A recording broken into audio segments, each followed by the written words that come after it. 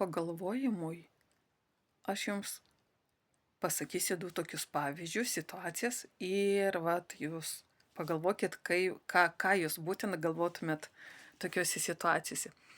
Tai pirma situacija.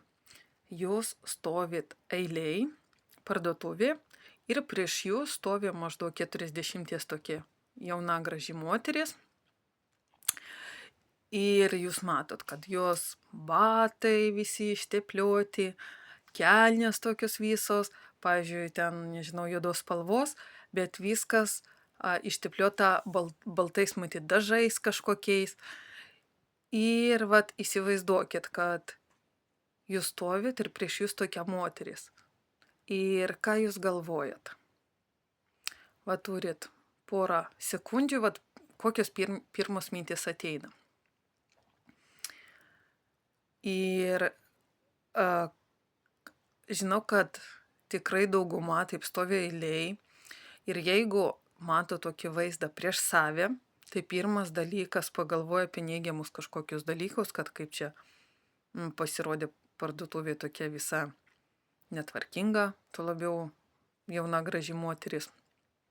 Tada pradedam galvot, gal jinai čia pijokė kažkokia, gal jinai čia sociali, ar dar visokie, ar ten narkomanė.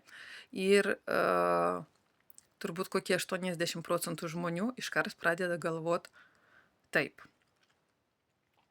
Tada antra situacija. Kad jūs einat iš parduotuvės, pavyzdžiui, senukų, juodai apsirengę, nusipirkot baltus dažus, indelį tą tokį plastikinį kibiriuką ir nešatės iki mašinos. Ir prie pat mašinos tas kibiriukas jums išslysta iš rankų ir subyra, sudūžta ir aptaško jūs, jūsų batus, jūsų drabužius, net striukė, gal net ir jūsų mašiną aptaško tais dažais. Ir jūs bandote, aišku, valytis, nesivalyt, bet jūs visa tokia ištepliota. Ir jūs negalite važiuoti namo, nes, pavyzdžiui, jums iki namo kokie 20 km, o dar turit būtinai šiandien paimti iš parduotuvės kažką. Tada dar šalia, pavyzdžiui, laukiam automobilį jūsų vaikas, kurį reikia žūtbūt nuvežti į treniruotę. Ir jūs važiuojat ir į parduotuvę, ir vežat vaiką.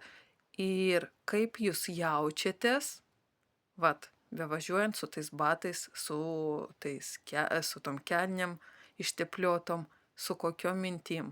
Tai dabar pabandykit įsijausti šitą situaciją ir pagalvokit, kokia jūsų savijauta, kokios jūsų mintis ir kokia jūsų net elgsena.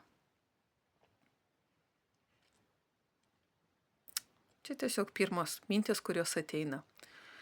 Ir ką aš galiu pasakyti, kad, pavyzdžiui, psichologiškai brandus, sveikas žmogus, kaip jisai jaustusi šitoj situacijai. Tai šitoj situacijai jisai tikrai nekreiptų dėmesio, kad jo batai aptaškyti. Taip, jisai kažkiek pasivalytų, kiek pavyktų, bet neatsisakytų ėjimo į parduotuvę, neatsisakytų vaiko vežimo į treniruotę. Tikrai ramiai savo, negalvodamas, ką apie mane pagalvos, jisai padarys visus savo planus, visus veiksmus, ką buvo suplanavęs, ir tikrai negalvos, kaip aš čia atrodau, nesijaus kažkaip neramiai. Jeigu ten net iš pažįstamų, pavyzdžiui, treneris koks ten užklauso, tai kas čia atsitiko ar dar kažką. Tiesiog net dažnai, pavyzdžiui, tikrai psichologiškai sveikas žmogus net pasijuoktų arba tiesiog pasakytų, Dieve, man šiandien tokia diena, kad, tiesiog tokia diena ir viskas. O turbūt vėlgi tie 80%, kaip jaustusi tokioj situacijai, kaip aš dabar eisiu į parduotuvę, kaip aš dabar vesiu vaiką į treniruotę, tai gal man išvis atsisakyti ir važiuoti tiesiai namo. Jeigu visgi neatsisako, o ir eina į parduotuvę, ir eina į treniruotę, tai bando slėptis, bando kažkaip nuslėpt tą visą, nes persirengti irgi neturi nei galimybių, nei kažkokių drabužių su savim ir tikrai galvoja apie save blogai, jaučiasi blogai, lyg ne savo kailį, lyg norėtų pasislėpti nuo viso pasaulio. Ir tai, ką reiškia? Reiškia, kad žmogus tiesiog nepriima savęs, nepriima gyvenimo tokio, koks jisai yra ir nemoka brandžiai, va taip kaip suaugęs, susitvarkyti su tokiom situacijom, nes tikrai gyvenime būna visko ir pargriūna, ir išsipurvina, ir suplėšo drabužius. Tiesiog čia yra gyvenimas ir, kaip sakoma, nereikia ten per daug galvoti, per daug prisigalvoti visokių nesąmonių. Tiesiog supranti, kad taip, tai yra gyvenimas, būna visko ir gyveni savo toliau. Tai čia jums tokios dvi situacijos. Vat. Aš iš savo šiandieninio gyvenimo tą paėmiau, nes vat, šiandien man buvo taip. Aš buvau ta, kuri išsitepliojo su tais dažais, kur kibiriukas sudaužo ir tikrai aptaškė visą mane. Ir aš buvau ta, kuri ėjo net į kokias 3 parduotuvės, va tokia va visa, kaip sakoma, ištepliota arba nudažyta, ne.